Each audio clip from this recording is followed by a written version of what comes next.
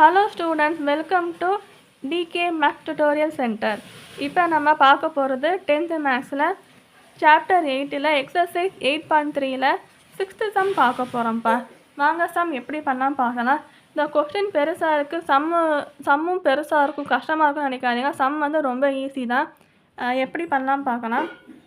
இப்போ ஒரு பேக் இருக்குது, அதில் வந்து 12 ப்ளூ பால்ஸ் இருக்குது, அப்புறம் எக்ஸ் ரெட் பால்ஸ் இருக்குதுன்னு சொல்லியிருக்காங்க. அதாவது ரெட் பால்ஸ் வந்து எத்தனை நம்பர் கொடுக்கல, அந்த நம்பர் தான் நம்ம கண்டுபிடிக்கணும். அதனால தான் எக்ஸ் ரெட் பால்ஸ் இருக்குதுன்னு சொல்லியிருக்காங்க. இப்போ if one ball is drawn at random, இப்போ ஒரு பால் வந்து ரேண்டமாக எடுக்கிறாங்க பேக்லேருந்து. அப்படி பார்த்தா ப்ராபபிலிட்டி கொஸ்டின் என்ன கேட்டிருக்காங்கன்னா, probability that it will be a red ball. Red ball எடுக்க எவ்வளோ சான்சஸ் இருக்குது, அதாவது எவ்வளோ ப்ராபபிலிட்டி இருக்குங்கிறத கேட்டிருக்காங்க. அப்புறம் ரெண்டாவது கொஸ்டின் என்ன கேட்டிருக்காங்கன்னா, இப்போ ரெட் பால் வந்து எத்தனை இருக்குன்னு கொடுக்கல, எக்ஸுன்னு லெட்டர் மட்டும் போட்டிருக்காங்க. இப்போ 8 more balls are put in a bag, அதாவது எக்ஸ்ட்ரா ஒரு 8 பால் சேர்க்குறாங்க. ஸோ அப்படி சேர்த்தா probability of drawing a red ball will be twice the probability in 1. அதாவது 8 பால் எக்ஸ்ட்ரா ஆட் பண்ணால் நம்ம எடுத்தோம் இல்லையா, ரெட் பால் எடுக்கும்போது என்ன ப்ராபபிலிட்டி வந்துச்சோ, அதாவது ஃபஸ்ட்டு கொஸ்டின் இருக்குது, அந்த ஃபஸ்ட்டு கொஸ்டின் வர்ற ஆன்சரை விட 2 மடங்கு அதிகமாக இது இருக்குன்னு சொல்லியிருக்காங்க. ஸோ தடவை ரெட் பால் எடுக்கும்போது என்ன நம்பர் வந்துச்சோ அதை விட 2 மடங்கு அதிகமாக இருக்கும் சொல்லியிருக்காங்க. அதாவது 8 more balls ஆட் பண்ணா அப்படின்னு கண்டிஷன் கொடுத்துருக்காங்க. இப்போ நம்ம கடைசியாக என்ன கொஸ்டின் கேட்டிருக்காங்கன்னா, எக்ஸ் வந்து கண்டுபிடிக்கணும். எக்ஸுங்கிறது என்னதுன்னா மொத்தம் எத்தனை ரெட் பால்ஸ் இருக்குது, இங்கே எக்ஸுன்னு மென்ஷன் பண்ணியிருக்காங்க இல்லையா. ஸோ ரெட் பால்ஸோட கவுண்ட் என்ன, எத்தனை ரெட் பால்ஸ் பேக்கில் இருக்குங்கிறத கண்டுபிடிக்கணும். வாங்க சாம் எப்படி பண்ணலாம்னு பார்க்கலாம். இப்போ சொல்யூஷன் எழுதுறேன்.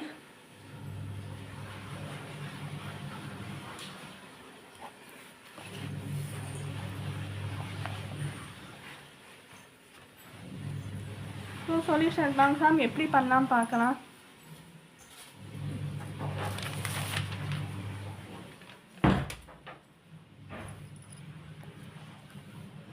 இப்போ number of blue balls which is equal to 12ன்னு போடுறோம். அப்போனா நம்பர் ஆஃப் ரெட் பால்ஸ் வந்து எக்ஸ்ன்னு எழுதுறோம். கொஸ்டினில் 12 ரெட் பால்ஸ் இருக்குது, 12 ப்ளூ பால்ஸ் இருக்குதுன்னு கொடுத்துருக்காங்க, அதான் 12 எழுதுகிறோம். ரெட் பால்ஸ் வந்து எக்ஸ்ன்னு கொடுத்துருக்காங்க, அதான் எக்ஸ்ன்னு போடுறோம். இப்போ என் ஆஃப் பின்னு போடுறோம். என் ஆஃப் பி = 12. இந்த நம்பர் ஆஃப் ப்ளூ பால்ஸிங் எழுதுறதுக்கு பதிலாக என் ஆஃப் பின்னு ஷார்ட்டாக எழுதுகிறோம். அதே மாதிரி நம்பர் ஆஃப் ரெட் பால்ஸிங் எழுதுறதுக்கு பதிலாக ஷார்ட் ஃபார்மாக என் ஆஃப் ஆர்ன்னு போட்டு எக்ஸ்ன்னு எழுதுகிறோம். இப்போ சாம்பிள் ஸ்பேஸுங்கிறது என்னதுன்னா, ஏற்கனவே நான் சொல்லியிருக்கேன், சாம்பிள் ஸ்பேஸ்னால் ப்ளூ பால்ஸு ரெட் பால்ஸு மொத்தமாக எல்லா பால்ஸுமே கவுண்ட்டு சேர்த்து சொல்கிறது தான் sample space. So sample space வந்து என்னதுன்னா எக்ஸு + 12ன்னு போடுறோம். ஸோ என் ஆஃப் ஆரோட எக்ஸும் 12ம் ரெண்டையுமே சேர்த்து போடுறது தான் எக்ஸ் + 12 தான் sample space. So n of x = x + 12ன்னு போடுறோம். இப்போ ஃபஸ்ட்டு கொஸ்டின் என்ன கேட்டிருக்காங்கன்னா, ப்ராபபிலிட்டி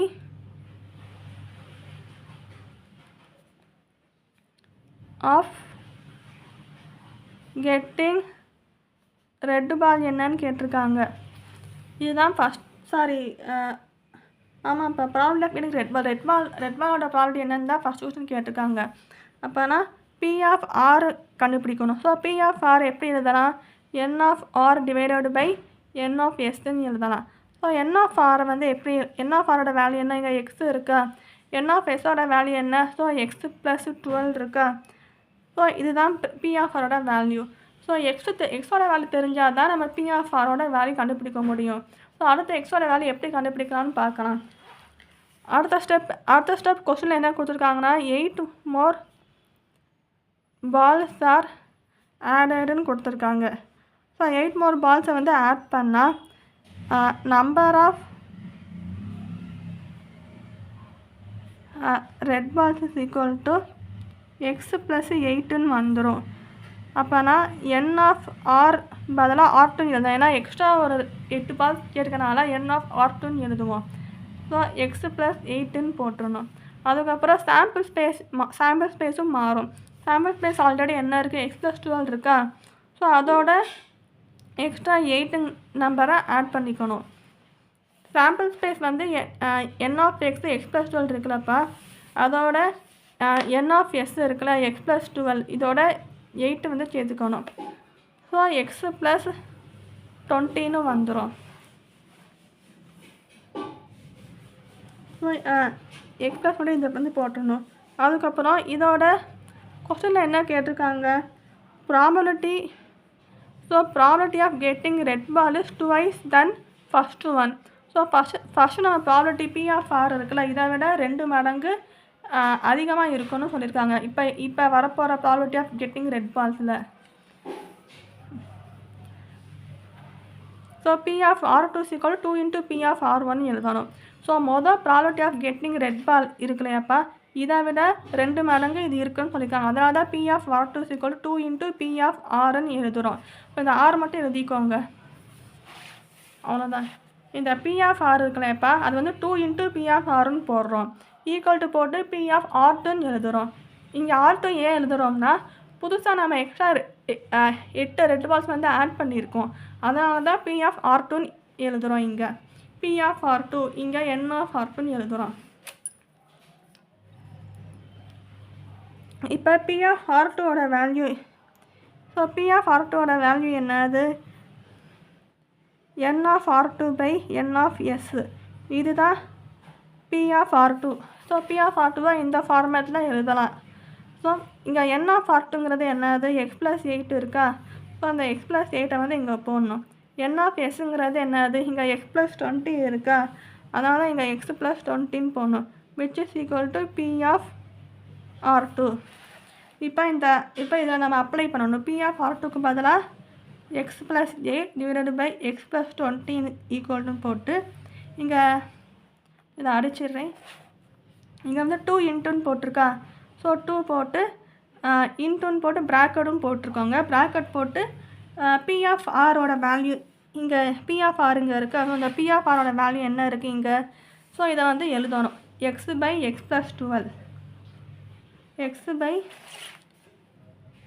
எக்ஸ் ப்ளஸ் 12ன்னு எழுதணும். ஸோ எழுதிட்டு இப்போ இதை சால்வ் பண்ணால் எக்ஸோட வேல்யூ நமக்கு வந்து கிடச்சிரும். ஸோ இந்த எக்ஸ் ப்ளஸ் 8 / எக்ஸ் ப்ளஸ் 20ன்னு போட்டணும். விச் இஸ் ஈக்குவல் டு அந்த 2 × எக்ஸை வந்து 2xன்னு எழுதணும். இந்த 2 வந்து மேலே தான் மல்டிபிள் பண்ணணும், கீழே மல்டிபிள் பண்ணக்கூடாது. ஏன்னா 2க்கு கீழே /1ன்னு இருக்குதுன்னு அர்த்தம். இந்த 2வும் எக்ஸும் தான் மல்டிபிள் பண்ணி 2x போடணும். கீழே வந்து 1 தான் இருக்குது. ஸோ 1 × x + 12 அப்படியே x + 12 தான் வரும். நீங்கள் தெரியாமல் 2 போட்டு கீழே மல்டிபிள் பண்ணி 2 × xன்னு போட்டு இங்கே எழுதிடாதீங்க. ஸோ இது அப்படியே x + 12 டேரெக்டாக எழுதிடுங்க. இந்த 2 வந்து மேலே மட்டும்தான் மல்டிபிள் பண்ணணும். இப்போ இதை வந்து கிராஸ் மல்டிபிள் பண்ணணும். ஸோ இதோட இதை மல்டிபிள் பண்ணணும், இதோட இதை மல்டிபிள் பண்ணணும். ஸோ இதோட இதை மல்டிபிள் பண்ணணும், இதோட இதை மல்டிபிள் பண்ணணும். ஸோ கிராஸ் மல்டிபிள் பண்ணணும். வாங்க கிராஸ் மல்டிபிள் பண்ணுவோம்.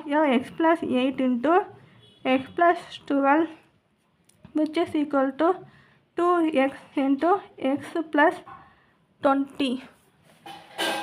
அப்புறம் கிராஸ் மல்டிபிள் பண்ணிட்டோம். இப்போ இந்த ஒவ்வொரு டேர்ம்ஸும் மல்டிபிள் பண்ணணும். ஸோ எக்ஸை வச்சு எக்ஸை மல்டிபிள் பண்ணணும், x² வரும். அப்புறம் எக்ஸை வச்சு 12 மல்டிபிள் பண்ணணும், 12xன்னு வரும். 8ஐ வச்சு எக்ஸை மல்டிபிள் பண்ணணும், +8xன்னு வரும். 8ஐ வச்சு 12 மல்டிபிள் பண்ணணும், ஸோ 96ன்னு வரும். அதுக்கப்புறம் 2x × xனா 2x² மல்டிபிள் பண்ணணும். அப்புறம் 2x × 20னா 40xஐ மல்டிபிள் பண்ணணும்.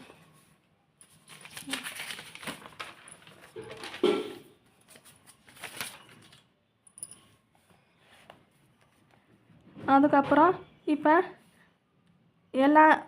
இந்த 2 டேர்மையும் இங்கே முன்னாடி கொண்டு வந்தோம். இந்த 2 டேர்மையும் ஈக்குவல்ட்டுக்கு இந்த பக்கம் கொண்டு வந்தோம். அப்படி இந்த பக்கம் கொண்டு வரும்போது சைன் வந்து அப்படியே மாறிடும்.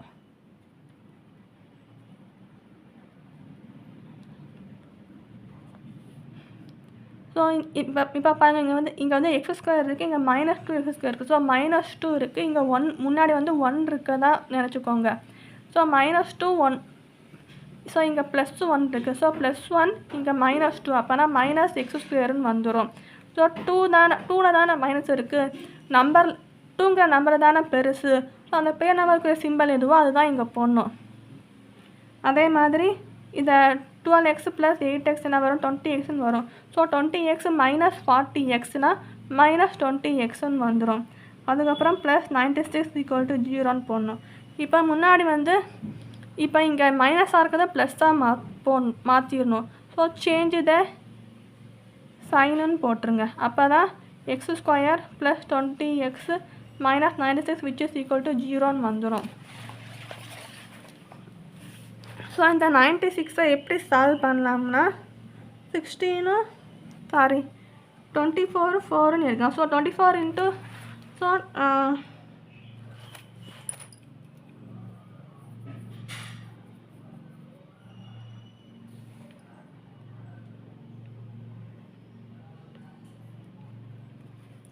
ஸோ 24 × 4 வந்து 96ன்னு வரும்.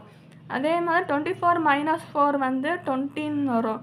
24 × 4 வந்து 96ன்னு வரும். ஸோ அந்த ரெண்டு நம்பருமே 24 - 4 20 தான். அப்போ 24 × 4 மல்டிபிள் பண்ணால் 96ன்னு வரும். ஸோ அந்த ரெண்டு நம்பருமே நமக்கு இங்கே வந்து இருக்குது, 20 96ம்.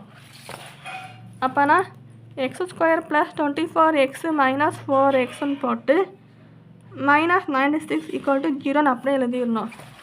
இங்கே 20xன்னு இருக்கு இல்லையா, அந்த 20xை தான் 24 - 4ன்னு போட்டு எழுதணும். 24x - 4xன்னு போட்டு எழுதணும். ஸோ அப்படி எழுதும்போது இந்த ரெண்டு டேர்மை எடுத்துக்கோங்க.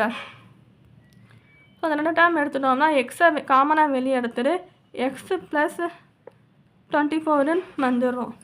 அதே மாதிரி இங்கே -4 கண்டிப்பாக நம்ம இங்கே இந்த ரெண்டு டேர்ம் எடுத்துக்கோங்க. இந்த ரெண்டு டேர்மில் ஃபஸ்ட்டு டேர்ம் -4 கண்டிப்பாக வெளியே எடுத்து தான் ஆகணும். அப்படி எடுத்தால் தான் நமக்கு வந்து x + 24ன்னு எழுத முடியும், which is equal to 0ன்னு போட முடியும். ஏன்னா -4 இந்த ப்ராக்கெட்டில் இருக்குது. ஸோ ப்ராக்கெட்டில் இருந்தால் -4 வந்து எக்ஸோட மல்டிபிள் பண்ணால் -4xன்னு தான் வரும். அதே மாதிரி -4 வந்து 24ஓட மல்டிபிள் பண்ணால் மைனஸ் இன்ட்டு ப்ளஸ் மைனஸ் வரும்.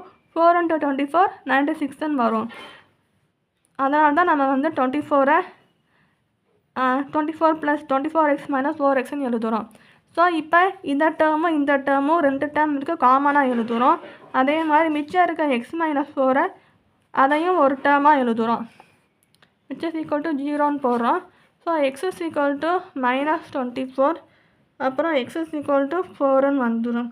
ஸோ -24 வந்து நம்பர் வந்து எப்போயுமே நம்பர் வந்து மைனஸ்லாம் வராது. இந்த ப்ராபபிலிட்டி சாப்டர் பொறுத்தவரை நம்பர் வந்து மைனஸ்லாம் வராது. ஸோ நம்ம வந்து எக்ஸோட வேல்யூ 4ன்னு தான் எடுத்துக்கணும். அதாவது நம்பர் ஆஃப் ரெட் பால்ஸோட வேல்யூ 4ன்னு எடுத்துக்கணும். அதே மாதிரி probability of red ball P(r) இங்கே கேட்டிருக்காங்க இல்லையா, probability of getting red ball P(r). So அதை வந்து நான் வந்து டைம் ஆகுதுன்னு தான் P(r) எழுதியிருக்கேன். நீங்கள் எழுதும்போது ப்ராபபிலிட்டி ஆஃப் கெட்டிங் ரெட் பால்னு ஃபுல்லாகவே எழுதிடுங்க. ஸோ எக்ஸுக்கு பதிலாக 4, நீங்கள் வந்து 4 + 12 போடணும், 4/16 போடணும். எங்கே சால்வ் பண்ணால் 1/4ன்னு வந்துடும். ஸோ இது வந்து ஆன்சர். அவ்வளோதான்ப்பா சம்மு. தேங்க்யூ ஃபார் வாட்சிங்.